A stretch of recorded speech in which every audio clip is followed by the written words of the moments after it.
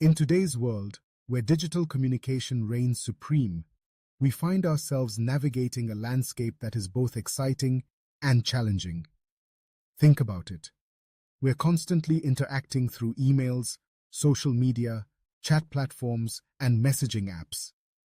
These channels have become the lifeblood of customer service, and how we communicate through them can make or break our relationships with customers.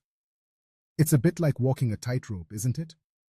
One misstep, one poorly worded email, and suddenly we're dealing with a frustrated customer instead of a happy one. Let's dive into what makes digital communication different from the traditional face-to-face interactions we might be used to. First off, we have asynchronous versus real-time communication. When you send an email, you can take your time. You can draft, edit, and proofread until it's just right. But when you're on live chat, the expectation is immediate. Customers want answers fast, and you need to be quick on your feet. Figuratively speaking, of course. It's about finding that balance between speed and clarity. You want to be concise, but you also don't want to leave the customer feeling like they've just been handed a half-finished puzzle. Then there's the issue of non-verbal cues. In face-to-face conversations, we rely heavily on body language and tone to convey our feelings and intentions. But in the digital realm, we're stripped of those tools. A well-placed smile or a reassuring nod is replaced by words on a screen. This means that every punctuation mark, every choice of phrase becomes crucial.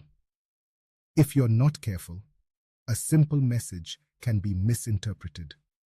A casual, "Sure, no problem," might come off as dismissive instead of helpful. So we have to be deliberate about our language, striving for clarity and warmth even when we're just typing away at a keyboard. And let's not forget about the permanence of digital communication.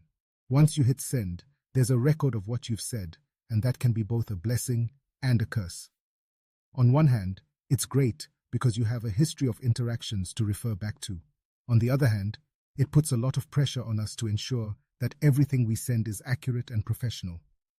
A typo or a careless mistake can lead to misunderstandings that linger long after the message is sent. That's why proofreading is not just a good idea, it's essential. Tools like Grammarly can be lifesavers, catching those pesky errors before they slip through the cracks. Now, let's talk about best practices for professional digital communication.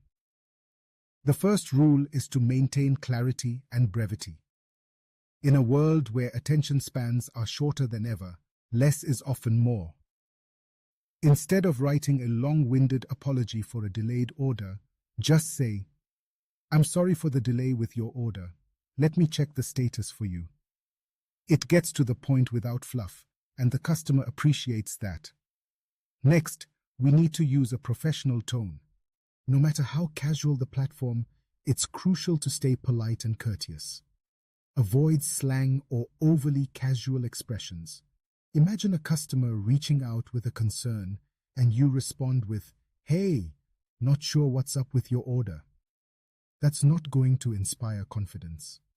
A more professional response would be, "Thank you for reaching out. I'll look into the issue with your order right away." It's all about building trust. Personalization is another key element. When you address a customer by name, it shows that you value them as an individual rather than just another ticket in the system. Tailor your responses based on their specific issue instead of relying on generic templates. For instance, saying, "Hi Sarah, I understand your frustration about the late delivery. Let's get this resolved for you as soon as possible," can make a world of difference. Being responsive and timely is also vital. If a customer reaches out on social media or live chat, they expect a quick reply. If you can't resolve the issue immediately, at least acknowledge their message and provide a time frame for when they can expect an update. A simple, "Thank you for your message. I'm checking on this for you and will update you within 30 minutes, can go a long way in easing their concerns. However, we do need to tread carefully with emojis and symbols. While they can add a touch of warmth, overusing them can come off as unprofessional. A happy face can enhance a positive message, but a shocked emoji in response to a customer's frustration? That's a no-go. Context is everything. Now, let's address some challenges we face in digital communication. Misinterpretation is a big one. Without tone or facial expressions, it's easy for messages to be misunderstood. We need to use clear language and confirm understanding. Asking questions can help clarify any confusion. Then there's the expectation for quick responses. Customers often want immediate answers, especially on real-time channels. Setting clear expectations about response times can help manage this.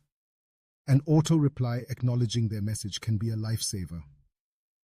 And finally, handling negative feedback is a delicate dance. Responding to complaints in public spaces requires a calm demeanor and a strategic approach. Acknowledge the issue, apologize sincerely, and then take the conversation private if necessary. It shows that you care and are willing to make things right. In summary, effective digital communication is all about adapting to the medium, maintaining professionalism, and being responsive.